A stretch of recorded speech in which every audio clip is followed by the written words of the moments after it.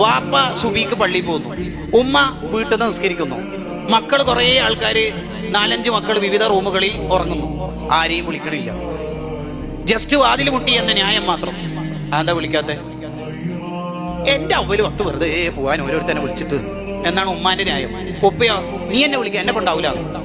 അതേ ഉപ്പ വീട്ടിൽ നിന്ന് പള്ളിയിലേക്ക് പോകുന്നത് ആക്റ്റീവ് എടുത്തിട്ടാണ്, അല്ലെങ്കിൽ ആക്സസ് എടുത്തിട്ടാണ്. സ്റ്റാർട്ടാക്കിയിട്ട് മുന്നോട്ടേക്ക് പോയി ഗേറ്റിന്റെ അടുത്തുമ്പോൾ പെട്ടെന്നൊരു ശബ്ദം നോക്കുമ്പോൾ ഗ്യാസ് സിലിണ്ടർ പൊട്ടിത്തെറിച്ചിട്ട് വീടിന്റെ അടുക്കള ഭാഗം തീ പിടിച്ചിട്ടുണ്ട്. എന്താ ഈ ഉപ്പ ചെയ്യല്? സുബീസ്കരിച്ചിട്ട് കുറച്ച് കഴിഞ്ഞിട്ട് വരാൻ തീരുമാനിക്കും? ഇല്ല, വേഗം പോയിട്ട് മക്കൾ അല്ലേ. എന്താ കാരണം? ഈ തീ പിടിക്കുന്നുണ്ട് അല്ലെ. ഈ തീ ശരിക്കും ഗ്യാസ് സിലിണ്ടറിന്റെ തീയും അടുപ്പിലുള്ള തീയും അള്ളാഹു എന്തിനാ സൃഷ്ടിച്ചത്? നരകം ഓർമ്മിക്കാൻ വേണ്ടിയിട്ടാണ് ഇവിടുത്തെ തീ സൃഷ്ടിച്ചതിന്റെ താല്പര്യം. അള്ളാഹ് ഇവിടെ തീ സൃഷ്ടിച്ചിട്ട് എന്തിനാ?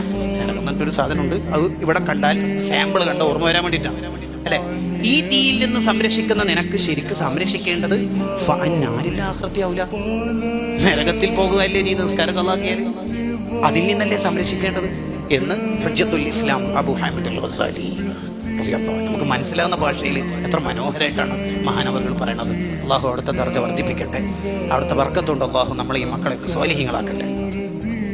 അവൻ നരകത്തിൽ നിന്നുള്ള തീയിൽ നിന്ന് രക്ഷപ്പെടുത്തലല്ലേ ശരിക്കും നമ്മൾ ചെയ്യേണ്ടത്. ദുനിയാവിൽ നിന്നുള്ള തീയിൽ നിന്ന് രക്ഷപ്പെടുത്താൻ നമുക്ക് നല്ല ജാഗ്രതയില്ലേ? ഉണ്ട്. എങ്കിൽ മോനെ ഇതിനേക്കാൾ എത്രയോ ഇരട്ടി തീയായ നരകത്തിൽ നിന്നല്ലേ രക്ഷപ്പെടുത്തേണ്ടത്.